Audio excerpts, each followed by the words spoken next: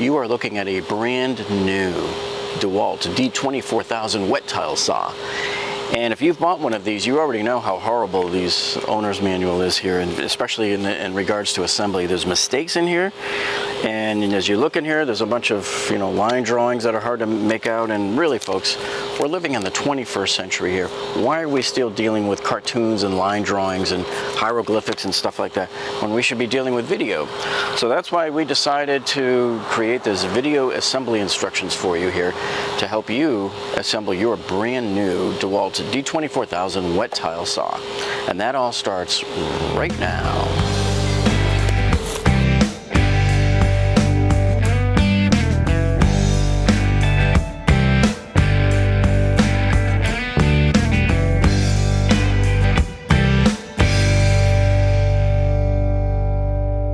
Hey everybody, Jeff here, and welcome back to the channel here, where we give you world-class tool reviews. We also give you world-class videos on renovating your house, remodeling your kitchen, remodeling your bathroom, all sorts of engineering disasters and repairs around your house. And if you haven't subscribed to our channel yet, what are you waiting for? Go ahead and click on that subscribe button down below. And after you've done that, make sure you click that gray bell icon right next to it. That way you'll be alerted to every time we upload another one of our world-class videos. Well, for many years I thought that IKEA had the worst owner's manuals, but in this one case, DeWalt is normally pretty good, but in this one case, this owner's manual here just had too many problems with it. There's grammar errors in it, so in certain points it was hard to understand exactly what they were saying, and the line drawings were a little hard to follow. And I do a lot of remodeling of foreclosed properties, and even my cabinet company, whom I buy cabinets from, has YouTube videos that show you here's how to put together our vanity, here's how to put together our kitchen pantry unit, and just very easy to follow videos. Why don't these guys do that? So we decided to go ahead and do it for you. And one other thing, feel free to use this as your assembly manual here, this video, in lieu of these here, because we'll show you how to set it up properly here, and you'll get it done very quickly over the course of the next several minutes. All right, so normally I would do an unboxing for you, but guess what, folks? Unfortunately, we had to do an unboxing out in the parking lot of Floor & Decor, because even though I measured it and I looked like, well, can I get it into the car door opening? It just because of the door open and blocking the way a little bit, we couldn't quite make the turn into the back seat with it. So we had to take this whole thing out of the box out in the parking lot. But it's hard to believe that all of this came out of that box right there. So what we have here is the main assembly here. Comes with a diagonal guide, so you can make diagonal cuts. I love this. This is an extender guide here. And the rolling table seems pretty rugged. And this right here is your pump, and this thing weighs a ton for what this little pump does. And of course the DeWalt XP4 cutting wheel. This is, from all the reviews we've read, everybody seems to really like this particular wheel here. And then of course this kit here comes with this here, the stand. Now there's two ways to order this. Normally you would order it as the D24000, which would normally come in the box like that. And if you get it without the stand, it normally goes for about, I think, $7.99 or so. But when you order it as the kit, like I got it here today at the store, they call it D24000S at the end of it. So D24000S means with the stand, which means you get two boxes. You make sure you get that box and this box. So if you're paying $8.49 for the full kit, make sure you get this second box. Do not forget, because the stand is not inside that box. It's in its own separate box. Oh, and I'll put a link down below to Amazon where you can go ahead and check out this saw. They seem to have the better prices on it. Most of the stores sell it for the same price without budging on the price at all. So typically if Amazon's offering a discount, you can get this in the low to mid sevens for just the tile saw itself, the tool only without the stand. If you order this as the D24000S with the stand, you might expect to pay over $800 for it. Okay, so now as I go to set this thing up here, you can see this is the motor assembly. This is the saw racking system here. And so what we want to do here, the rail system, is take this motor assembly, and it's going to mount right here where these 4 screws are sticking up. And the whole thing comes with this big hex thing, so we're just going to put this together real quick. I got the motor assembly attached on here with the 4 screws, like they said. Now I have to do the cutting wheel. We're going to attach that. What I like about this, see how they give you these 2 wrenches already on here? They clip right onto the back here, so that's kind of cool. What I find strange is that they don't give you a place to clip this one. This is the one that does these big screws here. I guess they figure that once you're done attaching it, you don't need this anymore. I'll put this in a Ziploc bag with a label that reminds me what this is for, and I'll stick it in my parts bin for all of my tile supplies and stuff. Let's pull this guy out because we're going to need him now to put the cutting wheel on. Okay, so this is what's really stupid here. So their instructions are very unclear. They tell you, using the smaller hex wrench supplied, loosen but do not remove the screw on the side of the cutting wheel cover. Well, I see one here, one here, one here, one here. Which one could it be? They didn't specify. They just said screw number 18. But when you look at their drawing, 18 points to a screw that's floating in midair, which is even stupider. So DeWalt has never been known for their clear instructions. This is just ridiculous. It's anybody's guess. Let's try this one.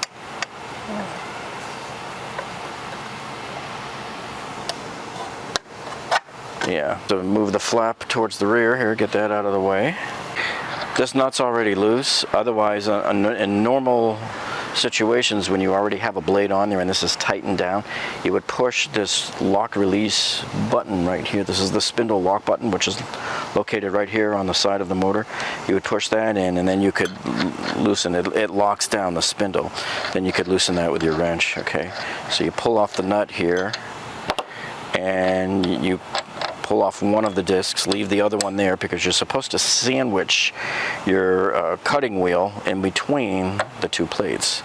Okay, now this I like too. This is a cool feature. These water jets look really nice. They're pretty big and rubberized or ruggedized, but they swivel out of into position like that. That's really neat. I didn't have that on my rigid tile saw. And just one other thing, had you had to remove a tightened on cutting wheel, you would use this wrench that sits on the back of the tile saw.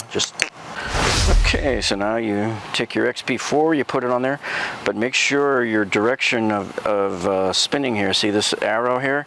Make sure those arrows follow the same direction as the arrow over here on the cover there.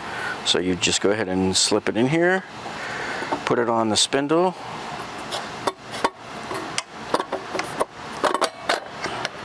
On we go.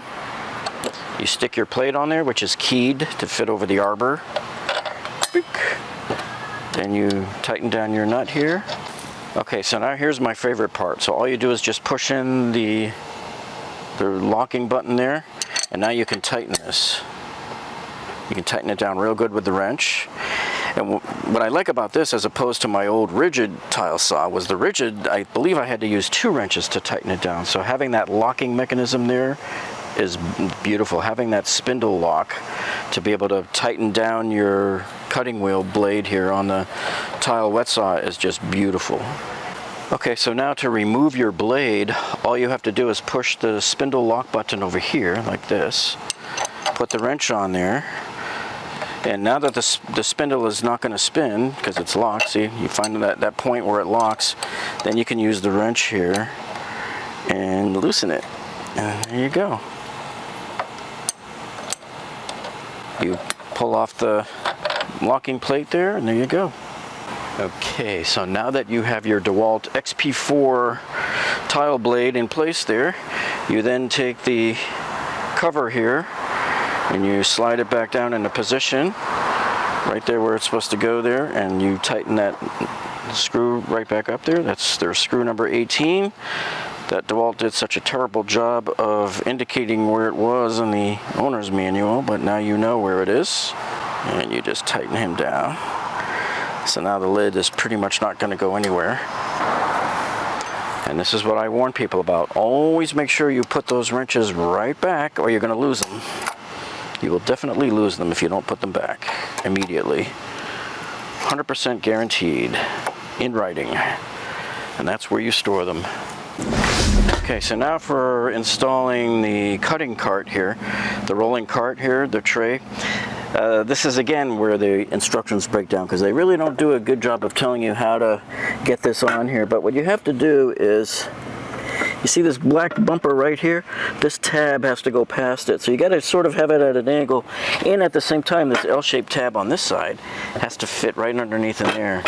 And you're going to control it around a bit until you get it to fit, and when it does, it finally sits down and now it's rolling. You got it. Okay, so you can see here, the only helpful thing they give you in the instructions is they tell you this arrow right here has to line up here with this rounded rail. Okay, so now when you need to lock the tray in place, there's a series of holes, one here, here, and here. And this is the locking mechanism here. So when you have it pulled out, it's open, so you're free to roll it back and forth. When you want to lock it, you just push it into place right there. So that keeps it locked. Okay, so now you see the cutting wheel height here above the moving cart here. This is unacceptable because you got to be able to cut tile. So as it ships from the factory, that's the way they set it. So you always need to change that. And this is the setting adjustment here. This is the cutting wheel depth knob here. So what you do is, looking at it from the front point of view here, you loosen the head knob there, see how now you can move it freely? So now that it's moving up and down, you still need to bring it down closer here, and it has to penetrate by 3/16 of an inch. So we'll loosen this guy up here, and you can see as I loosen the depth stop adjustment knob in the back here, notice how it allows me to come down further and further. So I'm going to set it all the way down there, and you want to make sure that you're not scraping the bottom of the valley there. So you want to move this guy all the way forward and all the way back through there. Make sure this, see how the wheel would touch right there? So you want to make sure that the wheel is not touching any part of this cart. So I'm going to set it right here at, bring it back down a little bit. All right.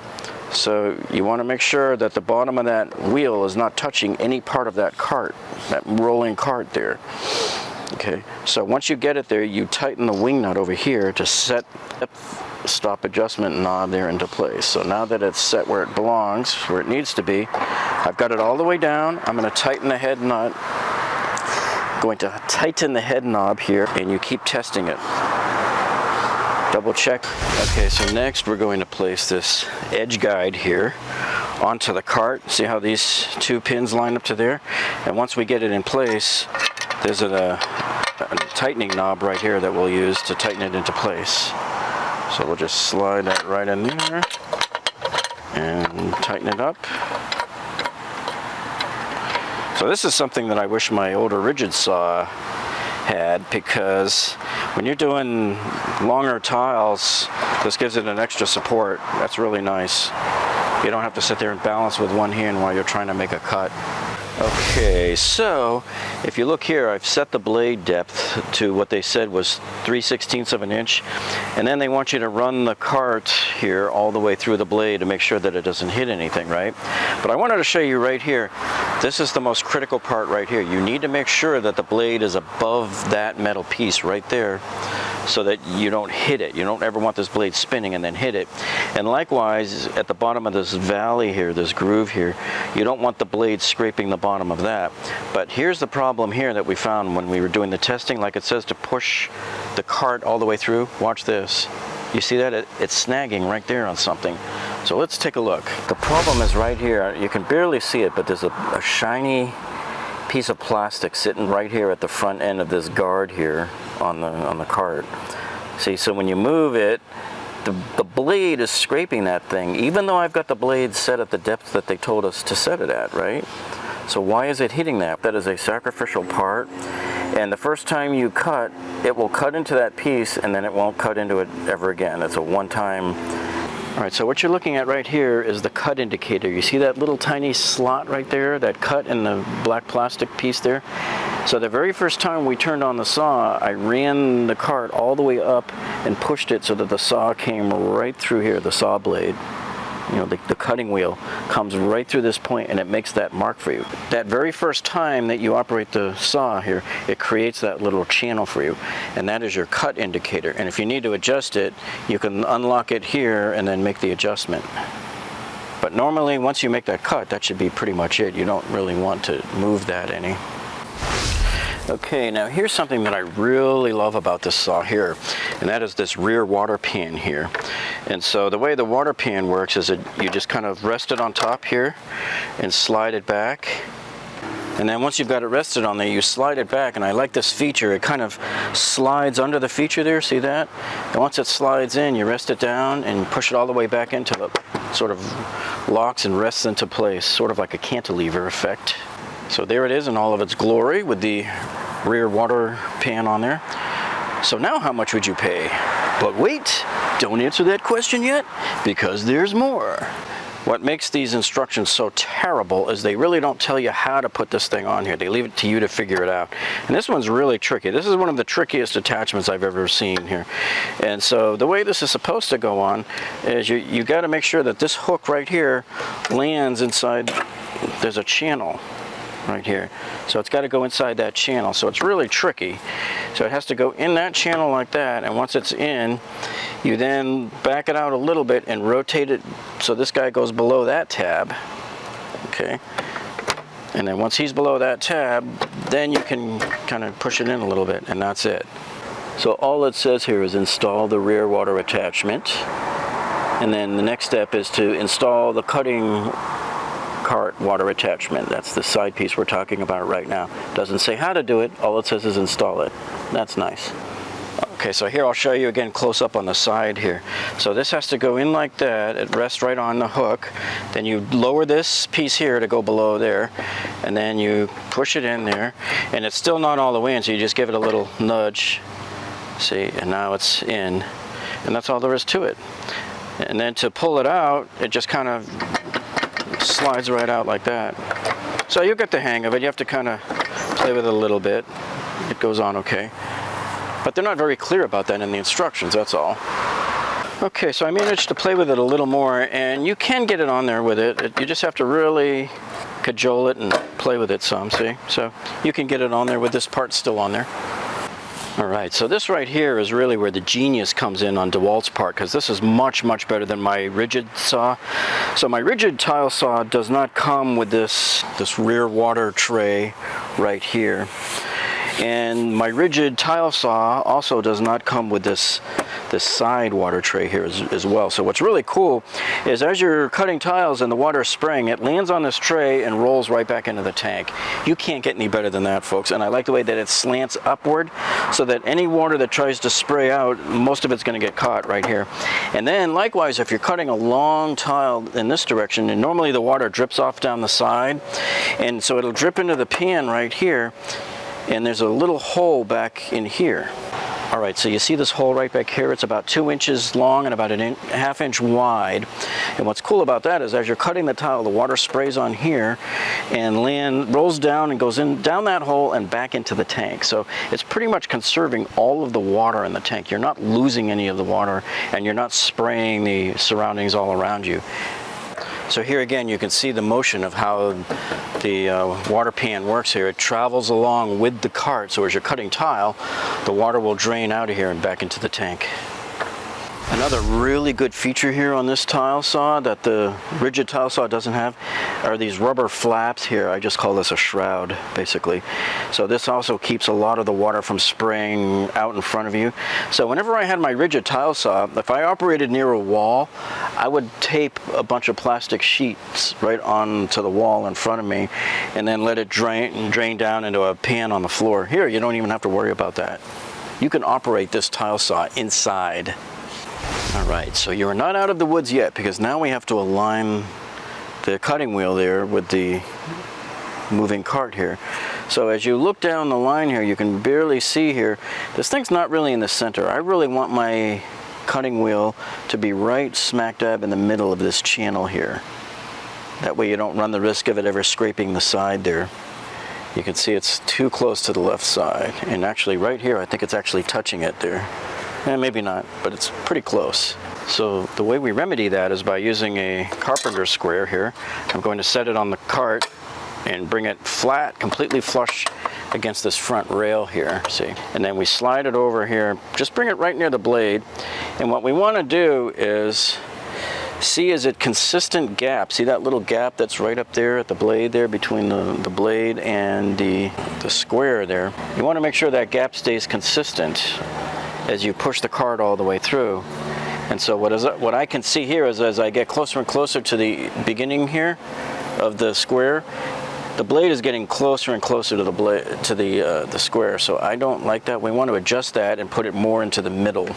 So the way you make this adjustment here is you come over here and you loosen your bevel knob here. See, so now you can rotate the head, and you loosen it so it's loose, and then drop it all the way to the bottom. So that's your 0 degree point. And then in order to make the fine adjustment that we need to make, we're going to turn this screw right here using the tool that they supplied. So watch what happens to the whole assembly here as I make the turns here. See how it's raising it and lowering it a little bit? See that? It's going up there. It's going to drop down lower here. So we just make those adjustments until we have an even gap between the cutting wheel and the carpenter square. So now you can see here, the blade is in the middle of the channel now. So our alignment there was successful. And so now when we go to set this down to the pure 90 degree level, we have a new 90 degree level that was slightly off from what we had a minute ago because we changed that little set screw. Okay, so once you've loosened the bevel locking knob and now you're setting it to the 45 degree bevel there, if it's not accurate, so you can just adjust the angle with this set screw right here with that Allen wrench that they included here in the kit. Okay, so once we have it set at 45 degrees and we've tightened the knob down, we can push the rolling cart under the blade there. Now the instructions are kind of strange here because they tell you to stick a guide under there up against the blade, and certainly even though we have a small square right here, this diagonal guide, this is too big to get up in there. So here's what we do. Okay, so that we have already now set the blade that we know it was vertical and aligned perfectly, we can pretty much assure that it's parallel with the housing here. So we can take our 45 degree angle right there and put it right smack up against it, and you can see here that it lines up with it the whole way up. So that gives me a pretty good confidence that we are indeed lined up at a 45 degree angle here. There's no gap in there whatsoever. And you want to confirm that with your blade set at that 45 degree angle there, that it's not bumping into the rolling cart there. You want to make sure it's looking real good. Now it is time to connect up the water pump. So the water pump comes with this filter here, and you just screw that right on there. Make sure he's nice and tight. And then the preferred orientation that they want for this, you can see, is like this. See, so I just rotated it up. They want the power cord to go here so that it can go this way. Well, we also want the hose to plug in over here. So I'm going to take this rotating volute. Good one, Jeff. I'm going to spin it around to about that position there. That way the pump can sit right here, the power cord will go here, the hose will go this way as well. Alright, so next we are supposed to take this threaded fitting here and we'll screw it onto the water outlet part there, get it on there nice and tight. So now we're going to take the end of our clear hose here and it plugs right onto there. It's a friction hold, really tight. So you push it all the way down there like that. Okay, so now we're just going to push the hose in there, and the power cord is going to go in there. So now we take the other end of the power cord for the pump, and it plugs right here into the socket. And now we're all set. Okay, now we'll show you how we do the plunge cuts just to test out the mechanism. You loosen the knob there and it will come down right to where the stop was that we made earlier when we adjusted the height of the blade. So up here it springs up to the top, and when you go to make your plunge cut you just push down on this all the way down to the bottom and it's already set to the proper height. When you're done you just tighten the knob back up. So this saw also allows us to choose between a 45 degree or a 22.5 degree bevel, as you can see right up front here by the settings there. So we'll show you how to make that change. Okay, so to do that, you just loosen the bevel lock knob in the back here, and then you can tilt the head this way, see? So then back around the front side, as you tilt the head, you see, it tells you what degrees you're at here. for your miter cuts.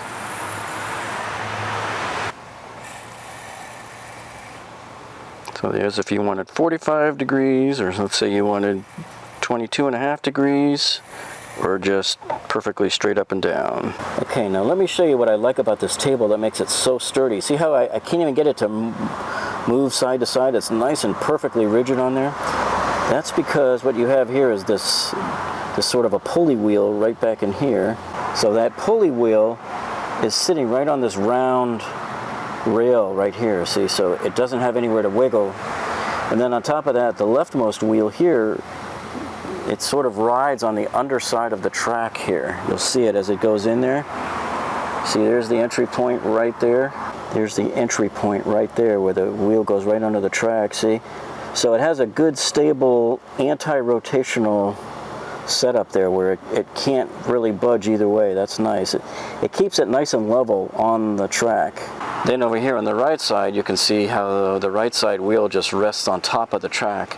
But the whole tray is balanced, if you see. The whole tray is very well balanced here, so that the weight kind of stays down like this, and if it stays down like that, that forces this end here up against the bottom side of that track. So that's where it derives its balance from. Now the only thing is the right side could lift up just a little bit, see that? But that's not a force you would normally have. That's an uplifting force. What I'm more concerned about is, here it is. Here's what I'm concerned about. Can I wiggle the tray any? And no, it really doesn't wiggle side to side or rotate or anything, which means I'm always going to be coming in straight, perfectly 90 degrees at this cutting wheel here. And that's always been a source of aggravation for me with my rigid tile saw, as opposed to this much more better constructed DeWalt 24000 tile saw, is the wiggling table. Now, I've got years and years of experience of cutting tile, so it's not that big of a deal for me. I work with it. It doesn't mean that I like it any better, all right? But this is much better. This is a much smoother operation here on your cart here. The rolling cart is just much smoother here on the DeWalt than it is on the rigid, by far. You compare that to the table here on the rigid. See how it wiggles so much? So this thing can move about 1/8 of an inch around the blade. That's why it makes it very, very hard to take 1/8 of an inch sliver off the end of a tile if you need to. This is my old rigid tile saw here on the left, and my new DeWalt D24000 Tile Saw on the right. So you can see the difference in size. This one here, the rigid tile saw, you used to be able to throw this wet saw in the back seat of your car if you wanted it and take it somewhere real quick. Now the DeWalt tile saw, as you can tell here, is much larger, and it's wider, and it's much, much heavier. This whole thing, one person can easily pick this one up and carry. This one, for the most part, is a two-man job unless you take half of it apart. You take the trays and stuff off of there, the pans and the side guards and all there, to try to get the weight down so you can lift it enough to put it. This one here has to either be transported in a pickup truck or in a minivan or an SUV. Okay, so there's two ways you can use this DeWalt tile saw here. You can use it here on a table like this, or you can set it up here like on this stand right here. Use this recommended heavy-duty portable tile stand that comes with it. So if you paid the $850 and made sure you got the stand, this is what you get. And as usual with DeWalt, their instructions are horrible. The only drawing they show you here on what to do with the screws and the nuts that are given is like there. But the drawing here doesn't match the parts that they give you, so they're showing just a screw with a nut. But yet if you look over here, what they give you in the package is a whole bunch of washers along with it. So now you're left to figure out which washer goes where. Alright, so it looks like they're supplying you with 2 washers and a locking washer per bolt. So you can see what I've done here is I've got the bolt on one side from the outside going through the middle hole, and with 1 washer here on this side.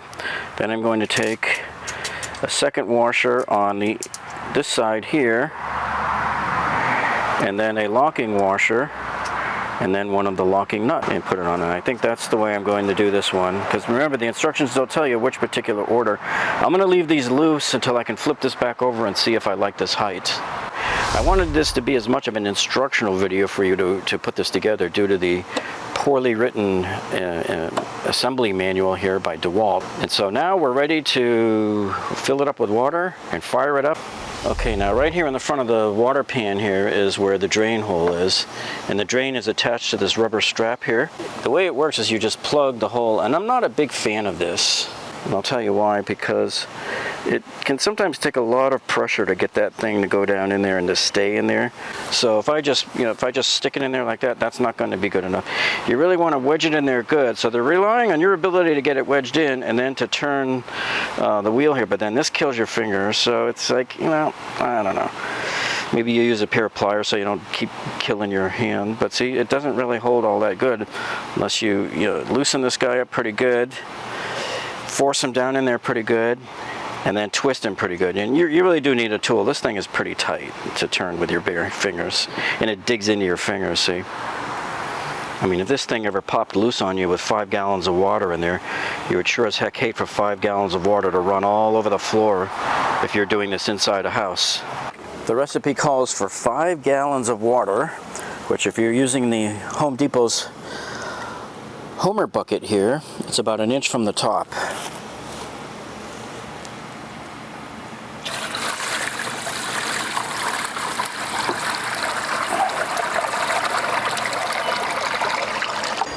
Okay, so now we're ready to test fire it up for the first time, and we want to engage our nozzles here, bring them straight down here. Probably the best way to aim them is more or less like that, so that it's constantly spraying onto the cutting wheel. And you got to make sure that both nozzles are spraying water when water has to hit both sides of this blade, otherwise you'll kill the blade trying to cut a tile with it.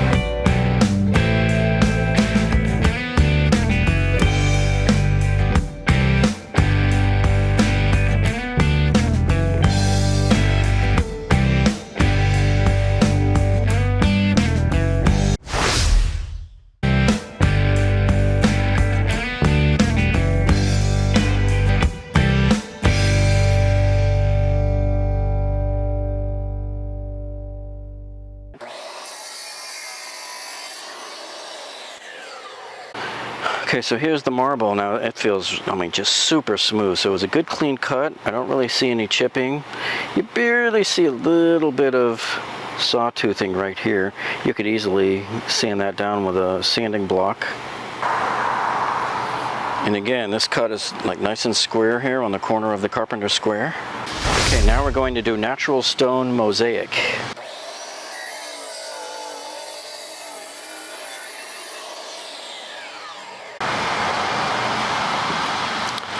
Okay, so this looks like it cut just perfectly straight. There's absolutely zero chipping. And look how smooth this edge is right here. Just nice and smooth. Oh, it feels so glossy. So this blade does a really good job through most everything here except porcelain. And the porcelain's not that bad either. You can just buff it out. But I've yet to find a good porcelain blade that can cut smoothly through porcelain tiles without chipping them. Okay, so now we've pulled the plug, and now the tank is doing its best Austin Powers impression there.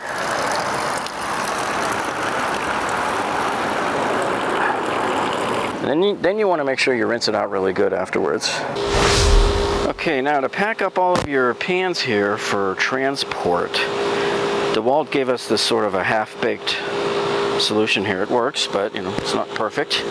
So the way it works is you take the smaller pan, this was the side water pan there, and you put it right in there.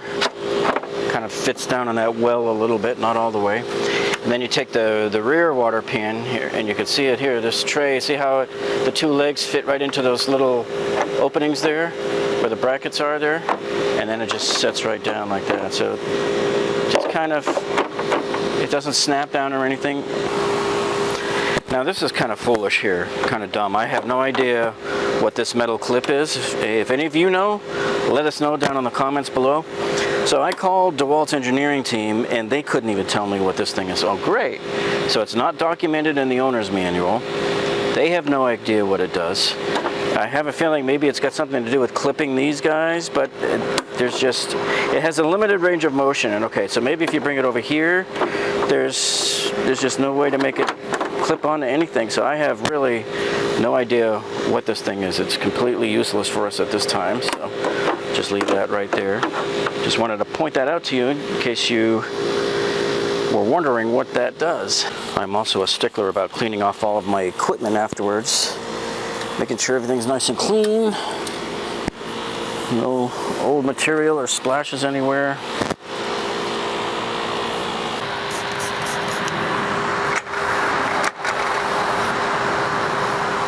So my goal is to have this thing looking brand spanking new every time I'm done using it, so that the next time I go to use it, it's all ready to go. And it's especially important to keep these rails clean here. You don't want them getting rusty or getting cakey or anything else. You want this thing to be able to roll nice and smooth on it, see? Okay, no matter what you do for transporting, make sure you always lock this stupid thing or it will go flying away from you. Right there. Make sure that's always locked when you go to move this thing. Always, always, always. And for ease of transport, this will be the way I'll transport it. Just leave the whole tile saw here in the pan. But the problem is, if you do it this way, it's not a one-person lift, it's a team lift now. It's two people. Because one person, you'll break your back trying to do it. Two people, it's virtually zero work. You just lift it up onto the stand and set it down there.